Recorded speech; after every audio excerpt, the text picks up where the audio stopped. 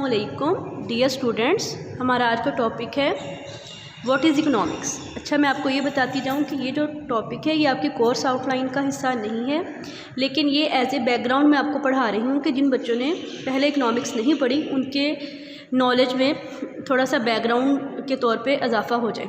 ठीक है, तो इकोनॉमिक्स को पढ़ते हैं कि इकोनॉमिक्स का जो स्टार्ट है वो कैसे हुआ। अच्छा जी, इकोनॉमिक्स के बानी कहा जाता है एडम स्मिथ को।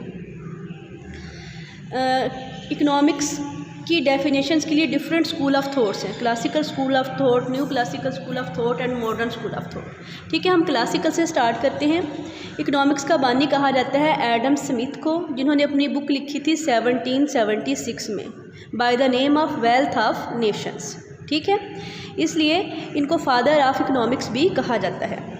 इन्होंने अपनी बुक में इकोनॉमिक्स को वेल्थ का सब्जेक्ट करार दिया कि इकोनॉमिक्स एक ऐसा सब्जेक्ट है जिसका सब्जेक्ट मैटर डील करता है वेल्थ के साथ। किसके साथ? वेल्थ के साथ। उन्होंने कहा कि economics deals with the production of wealth, consumption of wealth, distribution of wealth and exchange of wealth. Production of wealth का मतलब है कि किसी नेशन में वेल्थ कितनी क्वांटिटी में और किस टाइप की जो गुड्स एंड सर्विसेज हैं वो प्रोड्यूस की गई। वेल्थ का मतलब है goods and services of the nations that are produced in a nation. ठीक है, प्रोडक्शन का मतलब है कि what type of goods and what is the quantity of goods and services that are produced in a nation. By consumption of wealth he means के use of produced goods and services, के जो goods and services produce की गई उनका use क्या है, किस तरह का इस्तेमाल उनका हुआ। फिर है डिस्ट्रीब्यूशन ऑफ वेल्थ, कि आपको जैसे कि पता है कि जो वेल्थ है वो 4 फैक्टर्स ऑफ प्रोडक्शन की सर्विसेज का नतीजा होता है। ठीक है, land, labour, capital and organisation. तो ये डिस्ट्रीब्यूशन ऑफ वेल्थ में देखता है कि जो वेल्थ, जो गुड्स एंड सर्विसेज किसी इकोनॉमी में प्रोड्यूस की गई वो फैक्टर्स ऑफ प्रोडक्शन में उनकी डिस्ट्रीब्यूशन कैसे हुई। ठीक है, या किसी इकोनॉमी में जो वेल्थ है उसका डिस्ट्रीब्यूशन लेवल कैसा है, इक्वल डिस्ट्रीब्यूशन है, अनइक्वल डिस्ट्रीब्यूशन है, ज़्यादा बेनिफिशरीज कौन है। ठीक है, फिर है exchange of wealth. Exchange of wealth का मतलब है कि जो गुड्स एंड सर्विसेज प्रोड्यूस की गई उनकी ट्रांजैक्शंस कैसे हुई, इकोनॉमिक एक्टिविटी का क्या लेवल है विद इन अ नेशन, कितनी ट्रांजैक्शंस हुई और इंटरनेशनल लेवल पे क्या ट्रांजैक्शंस हुई। ट्रांजैक्शन का मतलब है लेन देन। ठीक है, कि एक नेशन का अपने मुल्क के अंदर लेन देन का क्या रेट है और इंटरनेशनल लेन देन का या बैनुल-अक़वामी जो तिजारत है उसका क्या उसका रेट है, मतलब कि ट्रांजैक्शंस कितनी हुई। इकोनॉमिक एक्टिविटी को ये बताता है। फिर है, अच्छा जी, अब यहाँ पे हमने इसमें ये कंक्लूड किया कि इकोनॉमिक्स जो है that is only a subject of wealth that deals how wealth is created, how used, how distributed and how it was exchange. ठीक है, कि किस तरह उस वेल्थ से ट्रांजैक्शंस हुई, ट्रेड हुई, बिजनेस हुआ। ठीक है, तो it deals with wealth only. अच्छा जी, अब एडम स्मिथ की ये जो डेफिनेशन है या जो उनकी इकोनॉमिक्स के बारे में थॉट थे उसको कार्लाइल और रिस्कन, उस ज़माने के जो माहिर अखलाकियात थे, उन्होंने बड़ा इसको तनकीद का निशाना बनाया। उन्होंने इसको एक डिसमल साइंस करार दिया। उन्होंने कहा कि ये ग्रीड और सेल्फिशनेस की तरफ ले जाएगी क्योंकि इसका ताल्लुक़ सिर्फ़ और सिर्फ वेल्थ के साथ है। तो इस गलत फहमी को दूर करने के लिए न्यू क्लासिकल जो मकतब फ़िक्र है उसके जो बानी हैं अल्फ्रेड मार्शल, ही केम फॉरवर्ड। अब हम पढ़ेंगे new classical school of thought. अच्छा जी, न्यू क्लासिकल स्कूल ऑफ जो थॉट है उसके बानी हैं अल्फ्रेड मार्शल और इनके फॉलोअर्स हैं Pigou, Pareto and Edgeworth. Alfred Marshall ने अपनी बुक लिखी थी 1890 में। बुक का नाम था प्रिंसिपल्स ऑफ इकोनॉमिक्स। इसमें उन्होंने इकोनॉमिक्स को सब्जेक्ट करार दिया मटेरियल वेलफेयर का। उन्होंने कहा कि इकोनॉमिक्स जो है दौलत का इल्म ज़रूर है, is no doubt a subject of wealth but is also as well as the subject of material welfare. मतलब उनका मतलब ये था कि जो वेल्थ है वो माशरे की फलाह बहबूद की तरफ लेके जाती है। ठीक है, अगर दौलत एक फ़र्द हासिल करता है तो वो अपनी बेहतरी के लिए हासिल करता है, अपने फ्यूचर को ब्राइट बेहतर करने के लिए हासिल करता है। और इसी तरह अगर एक नेशन जो है वो वेल्थ की अचीवमेंट के लिए स्ट्रगल करती है तो वो नेशन अपनी बेहतरी, फलाह बहबूद के लिए वो करती है। कि उन्होंने दौलत के हसूल का ताल्लुक़ जोड़ दिया फलाहो बहबूद के साथ, जिसको हम वेलफेयर कहते हैं। ठीक है, उन्होंने कहा कि no doubt it's a subject of wealth but this wealth leads to material welfare, कि हम वेल्थ इसलिए हासिल करते हैं ताकि हम मटेरियल जो वेलफेयर है उसको अचीव कर सकें। अच्छा, उन्होंने इसकी डेफिनेशन डिफ़ाइन इकोनॉमिक्स को कुछ इस तरह से किया कि economics is a study of Mankind. ठीक है, सबसे पहली बात क्या की कि मैनकाइंड की स्टडी है in the ordinary business of life, जो कि आम जिनका ताल्लुक रोज़मर्रा ज़िंदगी से है। Ordinary business of life, it examined that part of individual and social action, कि जितने भी इंसान के एक्शंस हैं, चाहे वो इंडिविजुअल हैं चाहे वो सोशल हैं, उन एक्शंस में से इकोनॉमिक्स उस हिस्से का मुतालिया करती है that is closely connected with the attainment and use of material requisites of wellbeing. ठीक है, कि उन सोशल एक्शंस का मुतालिया किया जाता है, इंडिविजुअल एंड सोशल एक्शंस का मुतालिया किया जाता है जिनका ताल्लुक मटीरियल रिक्विजिट्स ऑफ वेलबींग को हासिल करने से है, कि इंसान अपनी खुशहाल ज़िंदगी गुजारने के जो लवाज़मात हैं वो कैसे हासिल कर सकते हैं, कैसे हासिल करता है, ये इकोनॉमिक्स है। ठीक है, तो इसको भी ये वाली जो डेफिनेशन है ये भी क्रिटिसिज्म इसके ऊपर भी हुआ। सबसे पहला तो यहीं से है कि ऑर्डिनरी बिजनेस ऑफ लाइफ, कि उन्होंने जो रोज़मर्रा के मामलात और रोज़मर्रा के जो ज़िंदगी गुजारने वाले लोग हैं सिर्फ उन्हीं को इकोनॉमिक्स के दायरा कार में शामिल किया। ठीक है, और जो सिविलाइजेशन से दूर रहने वाले लोग हैं उनको इकोनॉमिक्स से खारिज कर दिया। फिर उन्होंने कहा कि इंडिविजुअल एंड सोशल एक्शन के सिर्फ उस पार्ट का मुतालिया किया जाएगा जिसका ताल्लुक वेलफेयर को हासिल करने से होगा, टू अचीव वेलफेयर। ठीक है, तो अब वेलफेयर को डिफ़ाइन भी नहीं किया, क्योंकि वेलफेयर का जो पैमाना है वो मुख्तलिफ़ लोगों के लिए मुख्तलिफ होता है। और फिर सिर्फ उस एक्शन का मुतालिया करेंगे जिसका ताल्लुक होगा मटेरियल रिक्विजिट्स को हासिल करने से, यानी उन्होंने जो सर्विसेज हैं, गुड्स को शामिल किया है इकोनॉमिक्स में और सर्विसेज को इग्नोर कर दिया है। और गुड्स में भी सिर्फ उन चीज़ों को जिनका ताल्लुक वेलफेयर को बढ़ाने से है। ठीक है, तो जो दौलत है उसका मतलब wealth and welfare are two different things, they are not alike. ठीक है, तो ये उनकी जो डेफिनेशन है इसकी कुछ वीकनेसेस थी, लेकिन नो डाउट जो एल्फ्रेड मार्शल की डेफिनेशन है इसने इकोनॉमिक्स का इमेज इम्प्रूव किया, इसने इकोनॉमिक्स को वेलफेयर का जो है नॉलेज करार दिया, और उन्होंने इकोनॉमिक प्लानिंग का जो कॉन्सेप्ट है वो नेशंस को दिया, और दोबारा से अब जो मॉडर्न इकोनॉमिक्स है वो भी वेलफेयर इकोनॉमिक्स की तरफ आ रही है। और आजकल के ज़माने में भी प्लानिंग के ऊपर फोकस किया जाता है, ह्यूमन वेलफेयर के ऊपर फोकस किया जाता है, और आजकल के भी जितनी भी तरक्की याफ्ता ममालिक हैं वो वेलफेयर को अचीव करने के लिए गामज़न हैं, कि खुद को वेलफेयर स्टेट बनाने की कोशिश में हैं।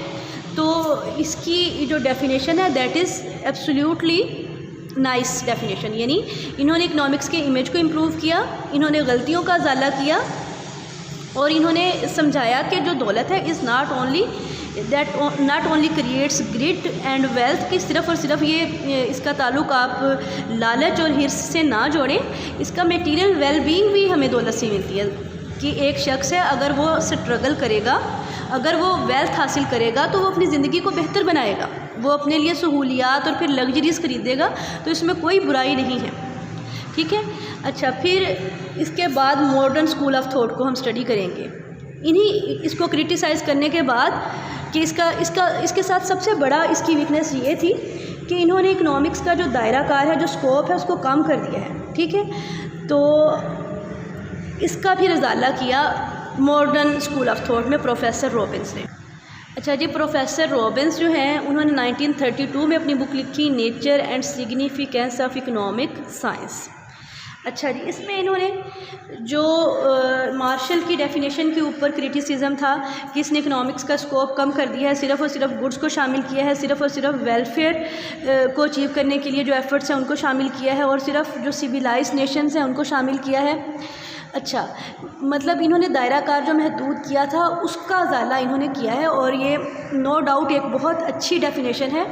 इन्होंने कहा है कि इकोनॉमिक्स इज़ अ साइंस। सबसे पहली बात ये कि यह है कि इकोनॉमिक्स इज़ अ साइंस, इसका अच्छाई और बुराई से कोई ताल्लुक़ नहीं है, ये फैक्ट्स का एज़ इट इज़ मुतालिया करता है। ठीक है, उसके बाद से एक ऐसी साइंस है दैट स्टडीज़ ह्यूमन बिहेवियर, जो कि स्टडी करती है ह्यूमन बिहेवियर को, इंसानी रवैये को स्टडी करती है।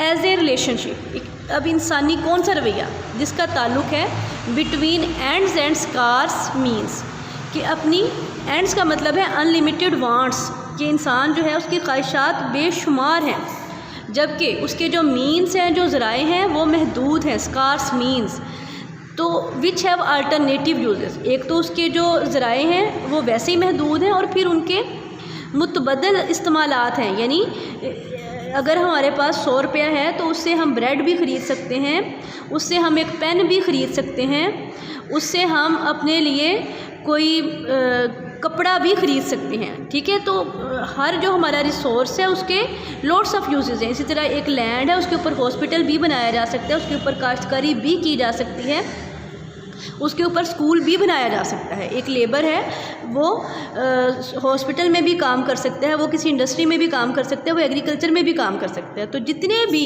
इकनॉमिक रिसोर्सेज हैं, सबसे पहले तो वो इंसानी ख्वाहिशात और इंसानी ज़रूरियात के मुकाबले में महदूद हैं, और दूसरी बात ये है कि उनके अल्टरनेटिव यूजेस भी हैं।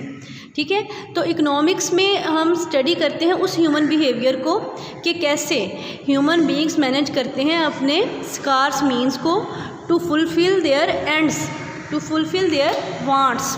ठीक है, कि ह्यूमन बीइंग्स जो हैं वो अपनी अनलिमिटेड वांट्स को कैसे स्कार्स रिसोर्सेज की मदद से पूरा करते हैं, और इन रिसोर्सेज के अल्टरनेटिव यूजेस भी हैं, जिसको हमने अपॉर्चुनिटी कॉस्ट कहा था।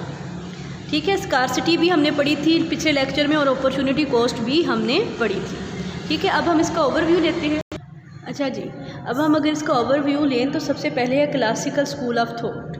ठीक है, जिसमें एडम स्मिथ जो हैं उन्होंने अपनी बुक लिखी 1776 में by the name of wealth of Nations, और उन्होंने इकनॉमिक्स को सब्जेक्ट करार दिया वेल्थ का। Economics is a subject of wealth, how wealth is created, distributed, exchange and consumed. ठीक है, फिर है new classical school of thought. Alfred Marshall 1890 में इन्होंने अपनी बुक लिखी प्रिंसिपल्स ऑफ इकनॉमिक्स। इन्होंने इकनॉमिक्स को सब्जेक्ट करार दिया वेल्थ का एंड ह्यूमन वेलबींग का, कि economics is not only a subject of wealth, how wealth is created, but also how human wellbeing is achieved with the help of wealth. ठीक है, फिर है मॉडर्न स्कूल ऑफ थॉट, जिसमें professor Robins हैं।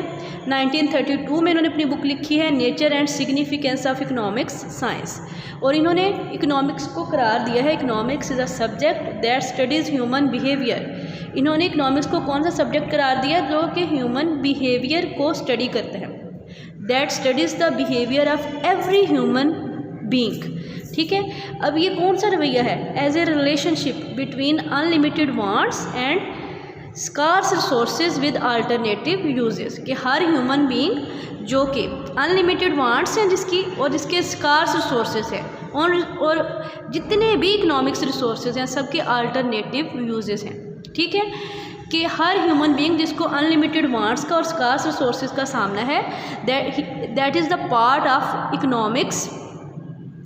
ठीक है, every action of human beings, either individual and collective, will be considered the part of economics when it has a relationship between unlimited wants and scarce resources। ठीक है, कि economics क्या है, economics एक ऐसी साइंस है जो कि मैनेज करना सिखाती है कि स्कार्स रिसोर्सेज को हम कैसे मैनेज कर सकते हैं अपनी अनलिमिटेड वांट्स को पूरा करने के लिए, कि कैसे हम एफिशिएंटली मैनेज कर सकते हैं स्कार्स रिसोर्सेज को अपनी अनलिमिटेड वांट्स को पूरा करने के लिए। अब चाहे वो अनलिमिटेड वांट्स कंज्यूमर्स की हों, चाहे वो प्रोड्यूसर्स की हों, और चाहे पॉलिसी मेकर्स की हों। ठीक है, तो इन्होंने इकनॉमिक्स का जो दायराकार है, जो स्कोप है, उसको वसी कर दिया है, वास्ट कर दिया है। ठीक है, अब हमने जब भी फैसला करना हो कि कोई एक्शन इकनॉमिक्स का हिस्सा है या नहीं है, उसका फ़ैसला हम ऐसे ही करेंगे कि कोई भी ऐसा एक्शन जिसमें अनलिमिटेड वांट्स को, जिसका ताल्लुक अनलिमिटेड वांट्स और स्कार्स रिसोर्सेज से हो, वो इकनॉमिक्स का प्रॉब्लम है। या दूसरे लफ्ज़ों में ये कहा गया है कि जहाँ पे भी चॉइस का प्रॉब्लम हो, when there is a problem of choice, a matter of choice, that will be a matter of economics के। जब हमारी अनलिमिटेड वांट्स हैं और हमारे स्कार्स रिसोर्सेज हैं, तो हमें उनको चूज़ करना पड़ेगा कि कौन सी वांट्स को हम पूरा करेंगे और कौन सी वांट्स को हम पूरा नहीं करेंगे। तो whenever there is a problem of choice, there is that action is a part of economics. अच्छा जी, इसी के साथ हमारी आज की जो डिस्कशन है वो ख़त्म हो गई है और आज का जो लेक्चर है वो भी ख़त्म हो गया है। इन डेफिनेशंस को आप जो पाकिस्तानी यूज़र्स हैं वो अहमीद शाहिद साहब की बुक से पढ़ लें, उसमें है। और वैसे अगर आप इसको यहाँ से भी पढ़ लेंगे, यहाँ से भी नोट कर लेंगे तो ये आपके लिए काफ़ी होगा।